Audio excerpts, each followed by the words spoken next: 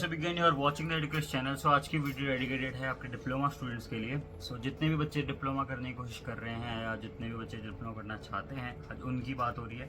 तो पूरी video and तक जरूर देखना, तुम्हारे सारे डाउट्स क्लियर कर दूंगा। तो प्लीज़ भाई, डिप्लोमा स्टूडेंट्स की ही बात करूंगा मैं।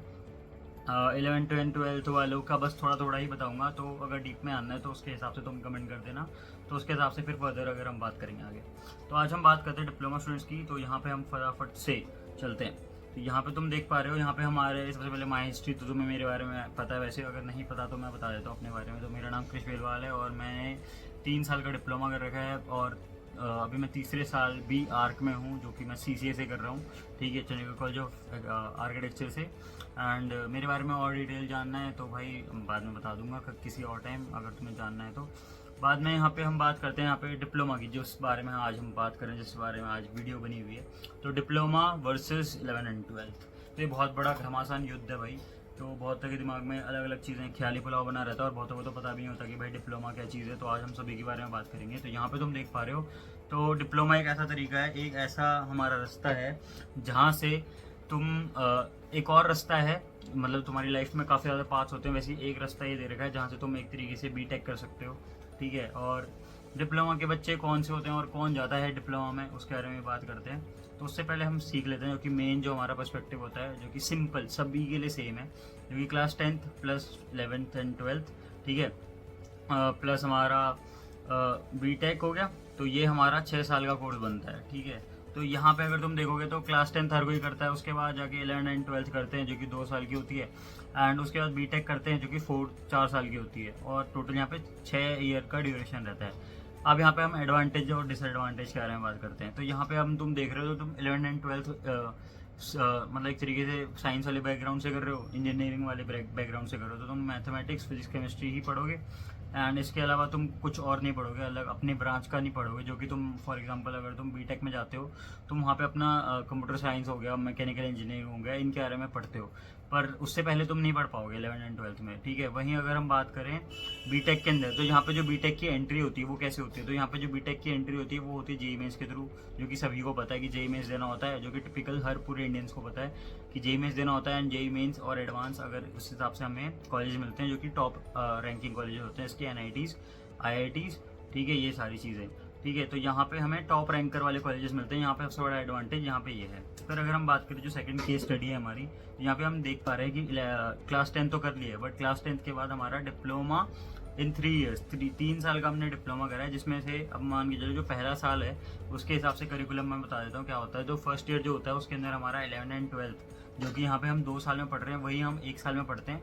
बट ये जो मतलब इक्वलेंट नहीं होता 11 एंड 12th, क्योंकि यहाँ पे हम 1 साल का 11th 6 महीने में पढ़ते हैं, वहीं जो 1 साल का हमारा 12th है वो भी हम 6 महीने में पढ़ते हैं। तो 1 साल में हम 11 एंड 12th फर्स्ट ईयर में ही ख़त्म कर देते हैं डिप्लोमा में। ठीक है, तो वही है, तुम्हारी वैल्यू कम हो जाएगी, मतलब वैल्यू एक तरीके से तुम कम क्वांटिटी में पढ़ोगे तभी तुम मतलब एक तरीके से पढ़ सकते हो डिप्लोमा में। ठीक है, तो यहाँ पे जो मैथमेटिक्स और केमिस्ट्री फिजिक्स होती है वो कम क्वांटिटी में पढ़ाई जाती है as compare to 11 and 12th। तो ये मैंने बता दिया तुम्हें। एंड जो तुम्हारा ब्रांच होगा, जो भी तुम जब भी तुम एंट्री लोगे डिप्लोमा में, तो तुम्हें एक ब्रांच जो कि तुम यहाँ से सोच रखे, अगर तुमने 10th से ही सोच लिया कि भाई तुम्हें सिविल इंजीनियरिंग ही करनी है या फिर मैकेनिकल इंजीनियरिंग ही करनी है, तो तुम डिप्लोमा में जब तुम ब्रांच सेलेक्ट करोगे तो तुम वहाँ पे मैकेनिकल और सिविल ये सब भरोगे।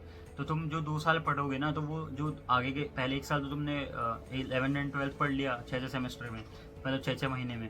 ठीक है, वहीं अगर हम बात करें तो 2 साल जो है वो तुम पूरा सिविल का ही पढ़ोगे। तो तुम्हारा यहाँ एडवांटेज ये हो जाता है कि तुम एक तरीके से बीटेक से पहले ही, जो कि तुमने बीटेक भी सिविल में ही करनी है या फिर मैकेनिकल में ही करनी है, तो उससे पहले तुमने 2 साल मतलब एक्स्ट्रा 2 साल तुमने अपनी ही ब्रांच का पढ़ लिया, तो तुम्हें एक एडवांटेज हो जाता है। और उस एडवांटेज की वजह से तुम्हें यहाँ पे तुम देख पा रहे होगे, तो तुम्हें यहाँ पे 3 ईयर्स का, यहाँ पे तुम्हारा जो बीटेक है वो 3 ईयर्स का होता है एज कम्पेयर टू यहाँ पे 4 ईयर्स का होता है, यहाँ पे 3 ईयर्स। क्योंकि यहाँ पे जब तुम 3 साल पढ़ लेते हो और 2 साल तुमने एक तरीके से एक ही सब्जेक्ट को दिया है, मतलब सिविल इंजीनियरिंग में ही दिया है, तो वहाँ पे तुम्हारी लेटरल एंट्री हो जाती है, जिसमें जो जब तुम मतलब लेटरल एंट्री लीड का पेपर देते हो, तो यहाँ पे जैसे कि तुम जेईई मेंस का पेपर देते थे तब तुम्हारी बीटेक होती थी, वहीं तुम यहाँ पे लीड का पेपर दोगे जिससे कि तुम्हारी एंट्री होगी वो भी सेकेंड ईयर में, ठीक है।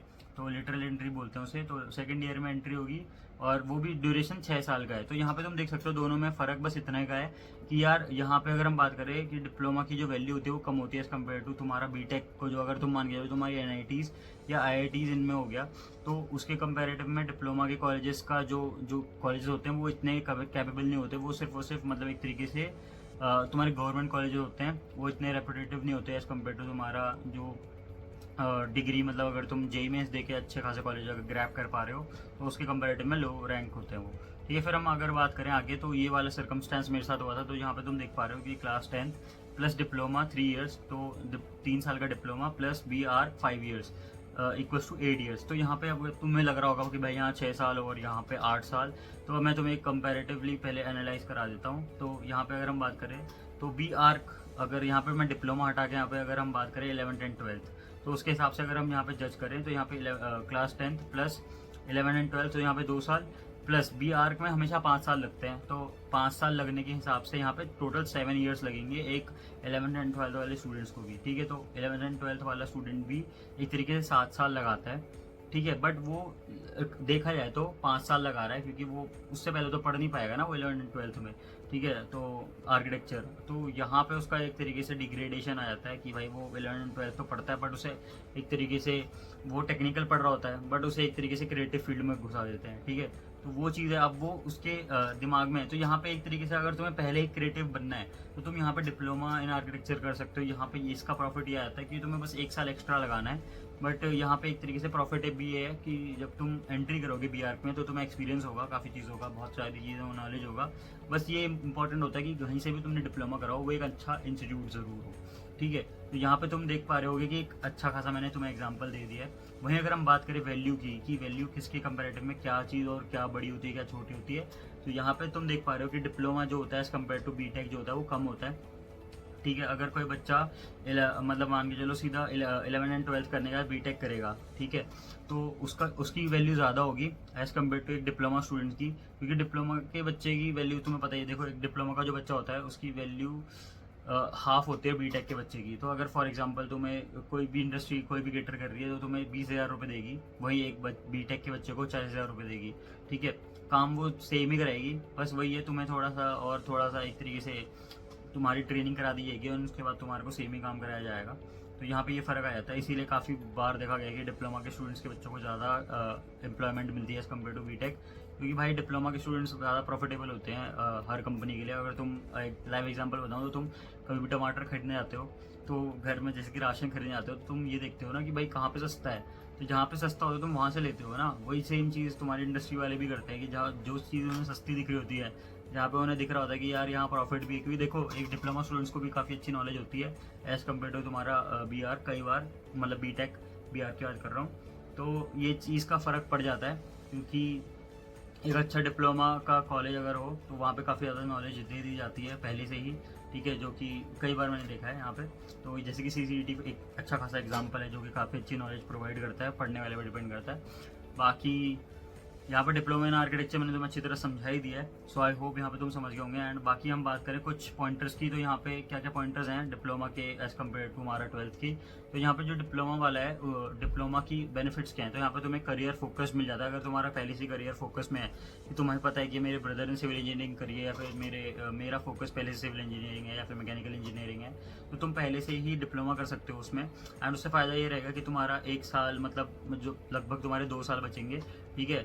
तो देखा है तो तुम 2 साल जो है वो एक्स्ट्रा लगा, मतलब एक तरीके से 1 साल एक्स्ट्रा लगाओगे 3 साल के बदले, मतलब 2 साल के बदले 3 साल लगाओगे डिप्लोमा करके, ठीक है। वहाँ पे तुम 11th एंड 12th करते, वहीं तुम यहाँ पे डिप्लोमा करोगे। बट यहाँ पे तुम क्या करोगे, यहाँ पे तुम बस 1 साल लगाओगे 11th एंड 12th पढ़ने में, और तुम्हें जब पता है कि भाई सिविल इंजीनियरिंग या फिर ये करनी है तो डिप्लोमा में तुम फटाफट से 2 साल पढ़ लोगे, अच्छी तरीके से तुम्हें समझ आ जाएगा। उसके हिसाब से फिर तुम आगे जो 4 साल पढ़ोगे वो तुम्हें अच्छी तरीके से समझ आएंगे और अच्छी तरीके से, क्योंकि लगभग सिमिलर ही होता है जो तुम्हें पढ़ाया होता है डिप्लोमा में। एंड कंपेरेटिव करें तो थोड़ा सा हार्ड होता है, पर वहीं एक बच्चा जो 11th एंड 12th करके आया उसके लिए ज़्यादा हार्ड होता है। फिर अगर हम बात करें फिर हैंड्स ऑन एक्सपीरियंस हो गया, तो तुम्हें काफ़ी ज़्यादा वर्कशॉप्स मिलती हैं, काफ़ी ज़्यादा इधर उधर भेजा जाता है, ठीक है। तो तुम्हें हर चीज़ का एक्सपीरियंस कराया जाता है, अलग अलग चीज़ें का पता लगता है, जॉब मार्केट डिमांड पता लगती है, ठीक है, ये तुम्हारा होता ही होता है। फिर कॉस्ट इफेक्टिव तुम्हें ना एक तरीके से डिप्लोमा भी करोगे तो तुम्हें इंटर्नशिप इसका भी पता लग जाएगा। एंड तुम्हें डिग्री में हेल्प होगी काफ़ी इन चीज़ों की कि भाई मतलब अभी मैंने डिप्लोमा में अगर ये इंटर्नशिप नहीं ली भी, मतलब नहीं ले पाया या फिर नहीं ली, तो उसके हिसाब से मैं डिग्री में क्या करूँ या डिग्री में क्या इंप्रूवमेंट करूँ अपने पोर्टफोलियो में, तो उसके हिसाब से तुम पता लगा सकते हो। बाकी कॉस्ट इफेक्टिव तो होता ही है भाई, डिप्लोमा जो होता है काफ़ी सस्ता होता है एज़ कम्पेयर टू तुम्हारा 11 एंड 12, क्योंकि 11 एंड 12 में सिर्फ 11 एंड 12 नहीं होता, उसमें हमारा जेई भी इंक्लूड होता है, क्योंकि जेई के पेपर के लिए भी पैसे बहुत ज़्यादा बंदे खर्च करते हैं, 1 लाख 2 लाख 3 लाख, तो आप बताइए बहुत बड़ी मार्केट है। एंड इसके हिसाब से फिर अल्टरनेटिव पाथ्स जो मैंने तुम्हें बता ही दिया था कि भाई ये वाला पाथ जो है हमारा, इनमें से एक पाथ है जो कि हम लाइफ में लेते हैं, अल्टरनेटिव पाथ इसमें आ ही है। एंड इंडस्ट्रियल रिकॉग्निशन जो है वो भी काफ़ी, मतलब यार इंडस्ट्रियल रिकॉग्निशन में तुम्हें ये चीज़ भी है कि इसमें जैसे जो लिखा हुआ है मैं उसके हिसाब से नहीं बोल रहा, मैं अलग तरीके से बात कर रहा हूँ कि ये मैं समझना जो पढ़ा हुआ है वही बोल रहा हूँ, बट मैं अपने अकॉर्डिंग बात कर रहा हूँ क्योंकि पॉइंटर्स हिसाब से हैं। तो इंडस्ट्रियल रिकॉग्निशन यही है कि मैंने कई बार ये देखा है कि एक डिप्लोमा स्टूडेंट को ज़्यादा प्रेफर कर दिया जाता है कभी कभी एज़ कम्पेयर टू एक बीटेक के स्टूडेंट को, ठीक है, क्योंकि कई बार आपकी कंपनीज ऐसी होती हैं जो कि मतलब इतनी हाई प्रोफाइल नहीं होती, बट हाँ उसके हिसाब से भी वो क्या करती है 2 स्टूडेंट्स को ले लेगी एज़ कम्पेयर टू एक स्टूडेंट को लेने के बीटेक के, तो डिप्लोमा के 2 स्टूडेंट्स को ले लेगी, उसका ज़्यादा प्रॉफिटेबल भी रहता है क्योंकि उसे बस ट्रेनिंग देनी है 1 साल की या फिर 6 महीने की, एंड उसके काफ़ी अच्छे खासे पैसे बच रहे हैं। एंड फिर यहाँ पे फ्लेक्सिबिलिटी की बात करें तो फ्लेक्सिबिलिटी भी बहुत ज़्यादा हमें मिलती है, ठीक है, क्योंकि देखो डिप्लोमा के अंदर फ्लेक्सिबिलिटी काफ़ी रहती है। जब तुम डिप्लोमा ये लो तुमने डिप्लोमा सिविल का करा है, बट जब तुम लेटरल एंट्री करके एग्जाम दोगे, अगर तुम्हारी वहाँ पे रैंक अच्छी आ गई तो तुम चेंज कर सकते हो अपनी मतलब ट्रेड भी चेंज कर सकते हो जो ब्रांच है। फॉर एग्जांपल सिविल आ रखी है तो तुम केमिकल बोल रहा हूँ, एक तरीके से कंप्यूटर में भी जा सकते हो और मैकेनिकल में भी जा सकते हो, किसी भी ट्रेड में जा सकते हो तुम, ठीक है, बट तुम आर्किटेक्चर में जा सकते हैं, ये चीज़ याद रखना। आर्किटेक्चर एक अलग ब्रांच है, इसका जितनी भी हैं सारी चीज़ें अलग हैं, आर्किटेक्चर अलग है भाई, ये चीज़ याद रखना, क्योंकि आर्किटेक्चर का पेपर भी अलग होता है, पेपर होता है जेई मीन्स पेपर 2, अगर तुम्हें नहीं पता तो ये चीज़ भी याद रखना। बाकी हम अर्ली स्पेशलाइजेशन, और एक चीज़ बहुत इंपॉर्टेंट है गाइस, तो अगर तुम डिप्लोमा कर रहे हो, अगर तुम यहाँ तक आ गए हो तो ये चीज़ तुम्हारे लिए बेनिफिट होने वाली है, बाकियों का मेरे को पता नहीं जो कि बीच में छोड़ चुके होंगे वीडियो को, मेरे को नहीं पता, बट ये चीज़ तुम्हारे लिए बेनिफिट है कि फर्स्ट ईयर में तुम्हारा मैथमेटिक्स होना चाहिए, जो भी तुम इंस्टीट्यूट में कर रहे हो डिप्लोमा के, पक्का ये चीज़ पॉइंटर है, प्लीज़ इसको याद रख लेना। अगर तुम्हारा फर्स्ट ईयर में डिप्लोमा में मतलब एक तरीके से मैथमेटिक्स नहीं है तो भाई उसको डिप्लोमा को करना ही मत, फ़ायदा ही नहीं है, ठीक है। बस ये चीज़ याद रखना कि जहाँ भी करो बस मैथमेटिक्स ज़रूर हो, और मैथमेटिक्स में अच्छे खासे नंबर लेके आना ताकि तुम्हें एनटीए वाला तामझाम फेस ना करना पड़े कभी भी। एंड फिर अर्ली स्पेशलाइजेशन हो गया और प्रैक्टिकल स्किल्स डेवलपमेंट हो गया, तो ये हर जगह पे होता है। तो आई होप तुम समझ होंगे। यहाँ पे कुछ हमें एंट्रेंस एग्जाम्स हैं जो कि बीटेक के थ्रू दी जाती है, जो 11th एंड 12th के बाद जो हम एंट्रेंस एग्जाम्स के पेपर देते हैं, तो कुछ यहाँ पे मैंने दिखा रखे हैं। बट अगर डिप्लोमा की अगर हम बात करें, डिप्लोमा का पेपर जो होता है वो पॉलिटेक्निक वाला होता है, और वो स्टेट टू स्टेट वेरी करता है, अलग अलग होते हैं, तुम चेक कर सकते हो अपने स्टेट के अकॉर्डिंग, एंड पॉलिटेक्निक कॉलेजेस लिख सकते हो, एग्जाम लिख सकते हो, उसके अकॉर्डिंग तुम्हारे सारे मिल जाएंगे तुम्हें।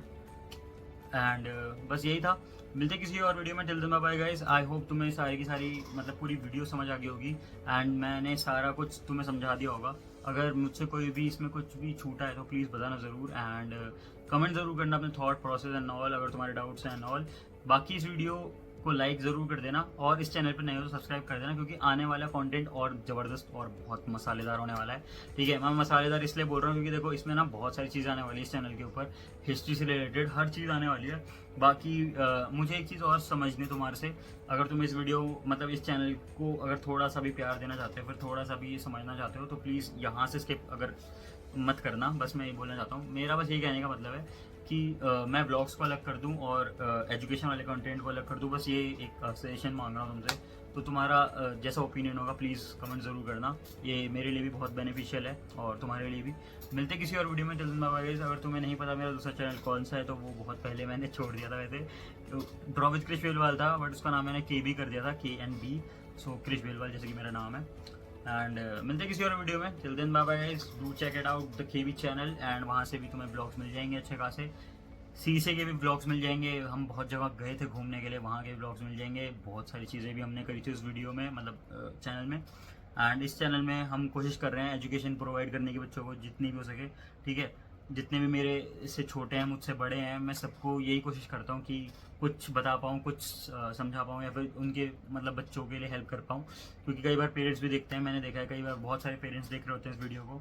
एंड बस यही कहना चाहता हूँ, एंड मिलते किसी और वीडियो में। आई होप आप सभी बहुत अच्छा कर रहे होंगे एंड लाइफ में बहुत अच्छा करोगे, एंड बाय बाय गाइस।